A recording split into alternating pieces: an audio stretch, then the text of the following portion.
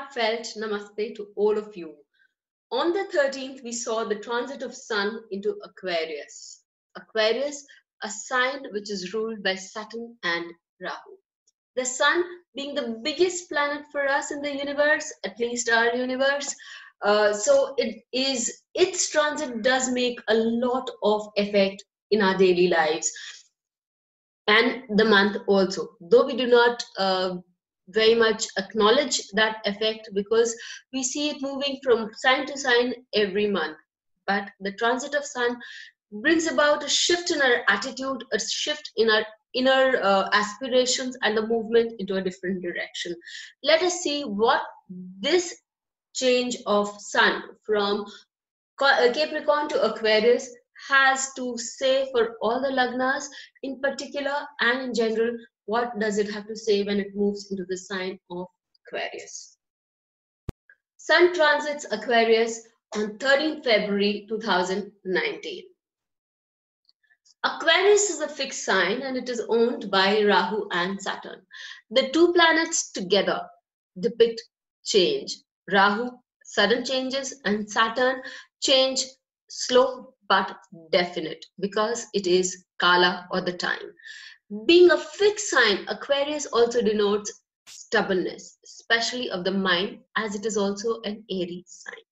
So we would see that a person who is having a planet in Aquarius would have a very scientific thought process, would have openness into anything new. But once they've acquired that openness, they would stick to their ideas and would firmly believe in their thought process. An air element, Aquarius always is showing a movement, and as the air has no attachment, it's always on the move. It does not show any attachment to any place, person or thing.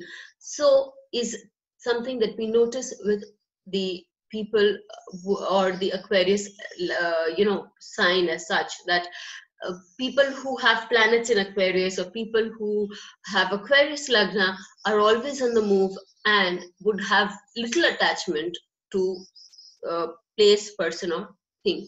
They exhibit a great deal of scientific research and explanations, and they're open for everything new. A planet placed in this sign gives one the opportunity to experiment, experience, and expand their knowledge on those lines. As the Aries sign is open, because they are ruled by the planet Saturn, which is one of the very special characteristics of an unafflicted and good Saturn, is that it is honest, hardworking, and shows a great deal of transparency. These are the values, core values, that Saturn would, or the sign of Aquarius would want to be depicted in themselves and in others if the sign is very much has a very lot of benefic effects and is not aspected by any malefic. As Rahu is also one of the co-owners in this sign shows peculiar characteristics which are very much a part of the Rahuvian nature. We move on to the Sun. The Sun is the biggest planet of all the 7 planets in the Vedic astrology. It is also the most important luminary. The movement of Sun from one sign to another brings in significant changes for a person. As I said earlier, there are times when we may not be able to understand these or may not be able to grasp in its nuances because we are so used to Sun transiting in every sign, but it brings about a significant amount of change and shift in our attitude and internal aspirations. This is what the soul represents. It represents all those factors in a person's life which are huge or big in stature, like the government, the head of the family, the name, fame, ancestors, wealth and reputation, amongst many other things. As it is a ball of fire, representing the fire element, one which is always striving ahead, forward. So the advent of Sun in a particular sign can move us in that direction, motivate us to work in that particular direction. As the Sun advents into the Aries sign of Aquarius, which is also the 11th sign of the natural zodiac, it motivates us towards new ideas and ventures.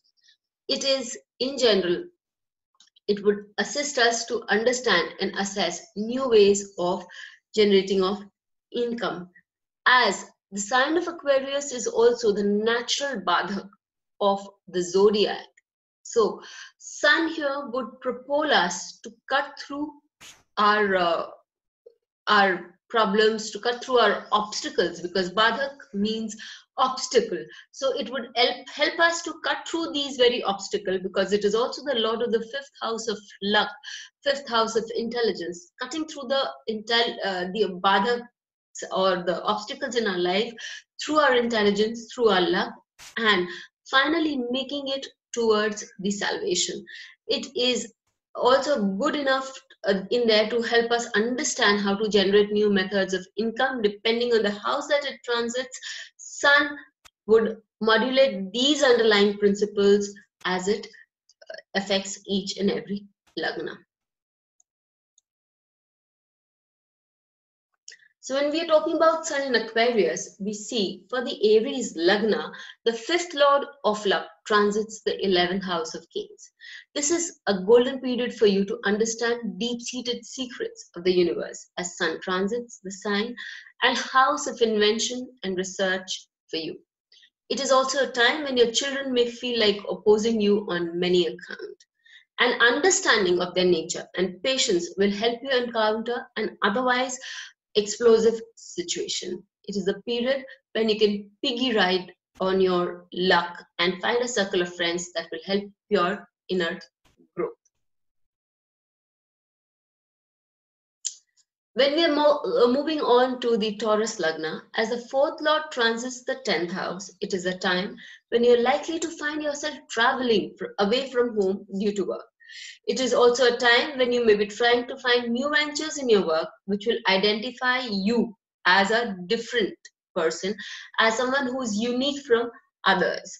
It will also be good for you to propitiate the sun god early in the morning, as it would strengthen this transit for you. It is also a good opportunity for you to prioritize your professional goals for a better development and go in for a structurization. For the Gemini Lagna, the third lord transits the 9th house. It is time to create your own destiny, as it is very strong period to do so. The sun propels you to work hard, inject enthusiasm and positive thoughts, aspirations into your day-to-day work. And it is a period when you can follow traditional remedies, do certain pujas or do certain activities in such a way that this could help you benefit. This could actually open up your luck factor. It is a period of following traditional remedies and listening to your elders, especially the ones you revere. Let's not forget that the lord of the 9th house for you is also aspecting it from the 7th house. So it could help you activate that kind of a luck for you, that it will benefit your moving up. Also, the 7th house is a house when Saturn gets exalted. So for this Lagna, especially this transit of Sun is very beautiful. It is a period for you to follow traditional remedies and listening to your elders, especially the ones you revere. It is also a time when your deep-seated thoughts have the ability to align itself so that you could function smoothly. If you can work from that platform, you will be able to tap into your luck for a better life.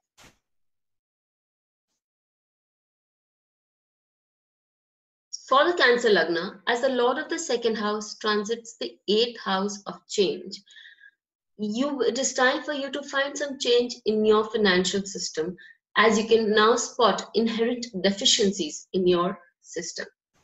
It is a time when in-laws as family will require support and advice for their sustenance. It is also advised that you meditate and self-introspect to get a better review of your wealth. Students are advised to go in for deep analysis of their areas of strength and weaknesses and assess themselves for a better understanding of their position, thereby giving you a very strong uphold when the sun moves into the next sign in the next month. For the Leo Lagna, the Lagna Lord transits the 7th house, giving you a platform and an area of proving your sustenance and your substance. It is the time when you may feel that you're on the top of the world and your partner may also feel the same. It is a time you will find illumination in your work, and this is the pathways that you have been searching for will appear. The fact that you move on them is your choice, as the Lagna Lord moves over a Kendra, enabling you with life choices. So you can decide. There are many avenues opening up for you. You can take a call, you can take a decision as to which is the direction that you would like to go ahead with. Sun in Aquarius, the Lord of the 12th house transits the 6th house, and it gives you an opportunity to settle matters out of court for those of the Virgo Lagna. It is also the time when you are likely to develop an understanding of what you let go of to improve on your physical and spiritual self. As it is also the Lord of the 12th house of charities, it is the time to give donation, especially to employees and hospitals, as it would certainly remove certain obstacles in your life path. 6th house is generally the house of obstacles. It is the Badhak again, because it becomes a double Badhak for you for the Virgo Lagna, because natural Badhak is the 11th house, and the 6th house is the natural house of obstacles. So on two grounds. So if you do certain amount of charities, that should actually help you clear past life debts and move ahead in life. For the Libra Lagna, it is the Lord of the 11th house of gains transiting your 5th house. Your ability to think out of the box and the easy way to use your intelligence will help you earn the much awaited incomes and gains. It is also a time when you could come across like-minded people, form a holistic group, and you could then spiritually be sustained by this group. You could be a sustaining force and you could sustain the group too. A time when students could go into real learning, as it would help you achieve the recognition you so desire and you deserve. This is tapping into your own power. The sun represents a phenomenal amount of power within ourselves, and for those students, those people who can tap into this power can move into a different orbit, be it of recognition, be it of education. You will do a lot good. For the Scorpio Lagna, as the 10th Lord transits the 4th house, you may find a venture which will bring in additional income and happiness to the family. It could also raise in, it could be a raise in your income, it could be an award or a prize conferred onto you. Your mother-in-law could also bestow a gift onto you, or for that matter, so could your boss. It is time when your sense of security and happiness will be on the increase, and you will have a general feeling of benevolence within you. Your luck and compassion will be on the rise, but you're not willing to show it.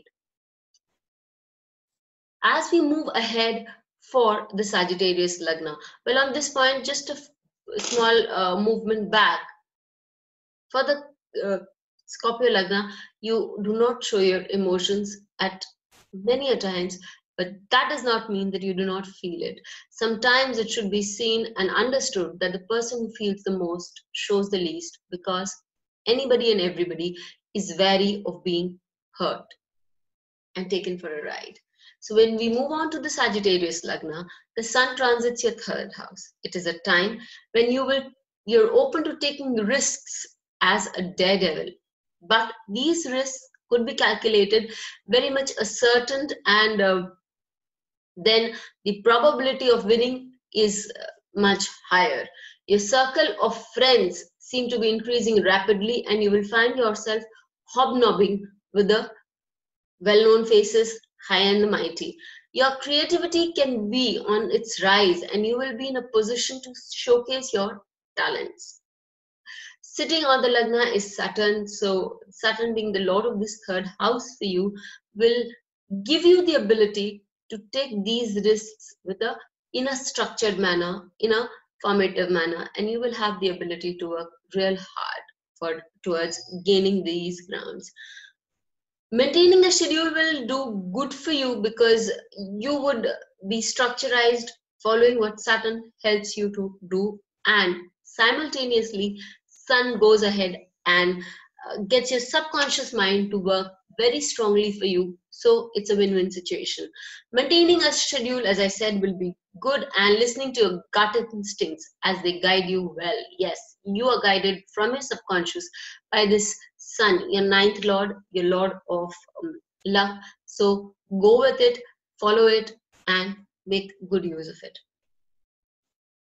As for the Capricorn Lagna, the 8th lord Sun transits the 2nd house and is aspected by the Lagna lord from the 12th house. It is a time when you need to revive your plans and administrative abilities and remove the undesirable from your system. Cleanse your internal program of all that is not required for you on a financial and spiritual basis. This will help you grow in both these areas. If it is also advised that you do not take any loans during this phase, as you might find obstacles in returning them. You might also find obstacles coming your way along with these wealth. A control on your speech and temper can save you from many untowardly happenings in your day-to-day life. As we move towards the Aquarius Lagna, we find that as the Sun transits the Lagna, the Sun is in the 7th lord placed in the 1st house. This transit into the Lagna by Sun denotes the time when you're likely to gain much ground in setting a standard in society due to your speciality or strengths. It is a time when your spouse is likely to be the center of your universe. As it is also aspected by the Lagna Lord, it is a time when you have a great opportunity to develop a social platform for yourself and also create a great rapport with your other half. It is a time when the desires or the path chosen by the source will unravel itself. Watch out for such instances and places. Finally, when we move on to Pisces. For the Pisces Lagna, as the 6th lord transits the 12th house, it is a Vipreet Raj Yoga that is being formed. As per this yoga, you may feel the pinch of undergoing some difficulties for a period. However, these are going to be beneficial for you in the very long run. And in the coming month also, in the coming month, you will see that these very obstacles will all dissolve, and when you will be facing a lot of good times because Sun would be Uchavilashi when it moves into Pisces. Expenses on account of employees, travels, or medical issues may be on the rise, but ultimately you're likely to benefit. You're likely to have a good healthcare system, a good administrative and happy employees around you so that your productivity is on the increase. It is imperative that you go on a soul search to bring about a few changes within you that are likely to enhance your personal growth. Especially spiritual growth is going to be on an all-time high. The best way to do it is to visit an ashram or to go into a deep meditative session. Now we move on to a regular feature of the good days of the Panchang. Today, being Sunday, is a good day. Thursday coming is a good day. And Saturday is a good day too. 17th, 21st and 23rd of this week are the good days. If you have any questions, please feel free to write in at anuradha.s@anuradhasharda.com. So this transit is a beautiful transit like any other transit, and with its so many positive points, we have the ability to tap into most of them and to make good use of what we feel, of what we are likely on find and experiment on our path. With this view in mind, have a good week ahead, and also please share this video, and if you haven't subscribed, please subscribe too. Till we meet again next time.